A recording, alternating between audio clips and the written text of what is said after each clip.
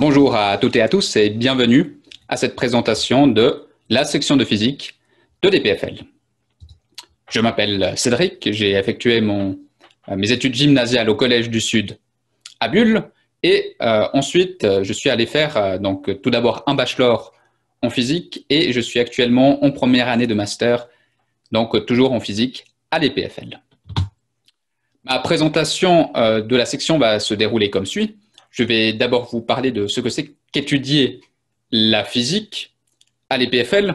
En particulier, je vais vous présenter l'école en général, qu'est-ce que c'est que la physique, puis le programme et les cours. Je vais ensuite vous parler un peu de l'horaire, de comment se déroule un semestre à l'EPFL. Je vais ensuite vous parler de ce que c'est que de vivre en tant qu'étudiant à l'EPFL, en particulier parler un peu de la vie associative. Enfin, je vais vous parler un peu des perspectives professionnelles qui s'offrent à un détenteur d'un master, d'un bachelor ou d'un doctorat en physique. Et finalement, je vais terminer sur un avis un peu plus personnel, selon moi, pour qui sont faites ces études. Donc l'EPFL, c'est l'École Polytechnique Fédérale de Lausanne. C'est une école qui a pour but de former des scientifiques et des ingénieurs. C'est une grande école qui a plus de 11 000 étudiants, plus de 350 professeurs et plus de 6 000 collaborateurs. C'est également une école qui a un rayonnement international. En effet, l'EPFL est souvent très bien représentée, très bien classée dans les classements des meilleures universités au monde. Qu'est-ce que c'est que la physique? La physique, c'est l'observation et la description de tous les phénomènes que l'on trouve dans l'univers, tous les phénomènes naturels. C'est la mise en évidence des lois fondamentales de l'univers à travers un formalisme mathématique qui a pour but de modéliser l'univers pour ainsi prédire le comportement de divers systèmes physiques. Au niveau du programme plus précis, en première année de bachelor, il y a principalement des cours de mathématiques, c'est-à-dire les cours d'analyse et les cours d'algèbre linéaire qui vont prendre la plupart de vos temps. Il y a également des cours de physique, mais qui, comme vous pouvez les voir, sont un peu moins importants en première année. Il y a également quelques autres cours qui ont moins de poids, des cours de laboratoire, donc, où vous apprendrez à utiliser les instruments des laboratoires, des cours de programmation, et également des cours de sciences humaines nommés enjeux mondiaux en première année. En deuxième et en troisième année, vous allez commencer à faire un peu plus de physique. Il y a un tronc commun qui va regrouper les principales branches de la physique, comme la physique du solide, la physique quantique, la physique la physique statistique. Et vous aurez tout de même encore quelques cours de mathématiques, comme les cours de probabilité statistique, et encore quelques cours d'analyse. Les laboratoires prennent plus d'importance en deuxième et en troisième année, et vous pourrez également choisir des branches à options, comme par exemple la biophysique ou la physique des plasmas. Il y a toujours encore ces cours de sciences humaines qui sont nommés SHS en deuxième et en troisième année, et qui se retrouvent également au master. Je vais maintenant vous parler des capacités acquises suite à vos études en physique. Donc, bien entendu, vous serez apte à décrire et à prédire une très vaste quantité de divers phénomènes physiques après vos études. Vous aurez également acquis un important bagage mathématique et un aspect pratique à travers les laboratoires, les divers projets, et ainsi de suite. Mais de manière plus générale, vous aurez appris une certaine capacité d'abstraction, de rigueur et de résolution efficace de problèmes. Donc, problèmes non seulement physiques, mais vous vous rendrez compte que ces méthodes de résolution peuvent s'appliquer à une très vaste gamme de problèmes, bien au-delà des problèmes qui sont purement liés à la physique. Il y a 4 types de cours à l'EPFL. Essentiellement, la plupart des cours au bachelor sont les cours ex cathedra. Ce sont donc les cours en amphithéâtre où un professeur devant une assemblée qui peut être plusieurs centaines d'étudiants présente son cours. Ces cours sont très théoriques avec comme schéma habituel une définition mathématique ou physique ou bien présentation d'un théorème. Ensuite, il y a un développement mathématique, donc ça peut être une preuve, ou bien un développement mathématique lié à des concepts physiques en physique. Puis, éventuellement, un exemple d'application du concept présenté plus tôt.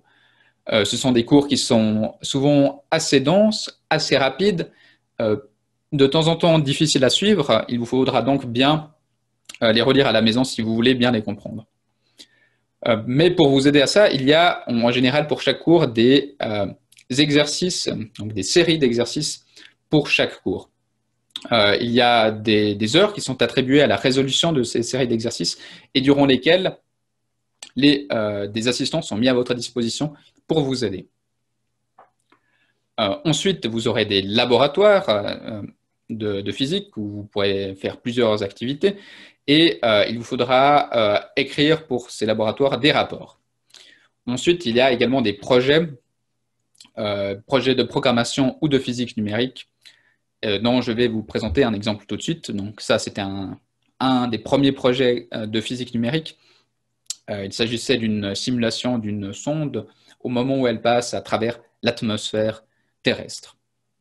Autre exemple de projet de physique numérique, ici ce sont les exemples d'un pendule, du mouvement chaotique d'un pendule. Au niveau du laboratoire, j'ai juste mis une image où on voit la décomposition des raies spectrales sur un de nos très nombreux laboratoires que nous avons dû faire. Maintenant, au niveau de l'horaire et de l'investissement du temps, un semestre à l'EPFL se passe de la manière suivante. Il y a tout d'abord 14 semaines de cours. Ensuite, il y a 2 ou 3 semaines de révision et 2 ou 3 semaines d'examen.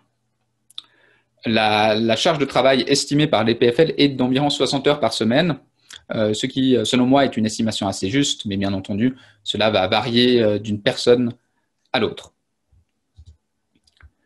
Cependant, il faut prendre en compte que c'est souvent assez rare que les gens travaillent moins de 60 heures par semaine, étant donné que les études à l'EPFL en général sont assez exigeantes. En particulier en physique, nous avons des cours de mathématiques avancés, ce qui requiert donc une certaine aisance en mathématiques.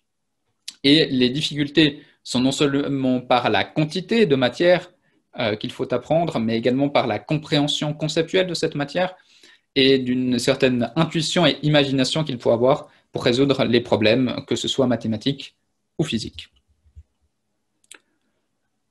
Je vais maintenant rapidement vous parler de la vie sur le campus. Donc, l'EPFL est très grande. Il y a de multiples cantines, cafétérias et espaces de travail qui seront probablement bientôt repeuplés avec un peu de chance. Il y a également possibilité en 3e année de faire un échange dans une autre université partenaire. Et l'EPFL est une université bilingue. En particulier, plus vous avancerez dans vos études, plus le langage passera du français à l'anglais. Au niveau de la vie associative, il y a bien entendu de très nombreux clubs à l'EPFL, ciné-club, club photo, et ainsi de suite. Tout cela géré par l'association AGPoly. Et il y a également de très nombreux sports universitaires en collaboration avec l'Université de Lausanne. Au niveau des perspectives professionnelles, il faut savoir que la majorité des physiciens ne va pas forcément finir dans la recherche en physique. Mais comme je l'ai déjà dit, les études de physique sont assez générales, ce qui va vous permettre de vous rediriger dans les branches de la finance, de la gestion d'entreprise, de l'informatique, de l'enseignement, ou bien alors justement de la recherche fondamentale ou autre. Enfin, mon avis un peu plus personnel, l'EPFL en physique, pour qui? Donc, comme je l'ai déjà dit, je pense que ce sont des études assez exigeantes. Il est donc bon d'avoir une certaine facilité en mathématiques pour réussir vos études. Il faut aimer résoudre des problèmes et avoir une certaine curiosité et un désir de comprendre le monde. Voilà, je j'en arrive au terme de ma présentation. Je vous remercie pour votre attention. Et si jamais vous avez une quelconque question, n'hésitez pas à me contacter à l'adresse mail affichée à l'écran.